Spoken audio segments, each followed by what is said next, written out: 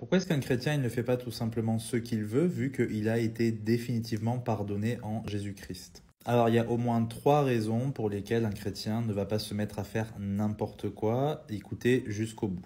La première raison, c'est que nous avons perçu l'amour de Dieu en ce que Dieu il a donné son Fils pour nous. Du coup, ça fait que par amour pour notre Seigneur, parce que nous l'aimons tout simplement, nous voulons garder ses commandements, nous les considérons comme pas pénibles, on sait qu'ils vont nous amener vers un meilleur chemin, hein. On veut suivre les pas de Christ, du coup, par amour pour lui, nous n'allons pas faire n'importe quoi. C'est la raison la plus importante. La deuxième raison, c'est que nous sommes des enfants de Dieu. Si nous sommes des enfants de Dieu, c'est forcément que nous avons un Père spirituel.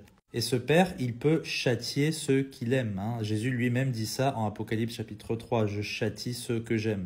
Donc dans la crainte du Seigneur, nous ne voulons pas faire n'importe quoi parce que Dieu est tout à fait capable de résister aux orgueilleux et de juger déjà sur cette terre ses enfants, hein, de les punir, de les corriger afin de les ramener sur le droit chemin.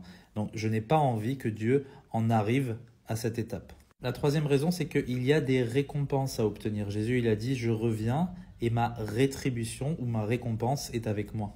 Et tous chrétiens ne seront pas récompensés de la même manière, tout simplement parce que tout chrétien ne va pas œuvrer de la même manière, ne va pas persévérer de la même manière. L'apôtre Paul, il parle d'œuvres qui sont d'or, d'argent, de pierres précieuses, et à l'inverse, il y a des œuvres qui sont de bois, de chaume, qui à la fin des temps, en fait, vont être brûlées, si vous voulez, consumées par le feu, et ce qui va rester, ça va être notre récompense, ce qui ne va pas rester, ça va tout simplement disparaître. Donc il va y avoir des chrétiens qui vont être sauvés comme à travers du feu, ils vont avoir la vie éternelle de toute manière, mais ils n'auront pas beaucoup de récompenses parce qu'ils n'ont pas fait beaucoup pour le Seigneur.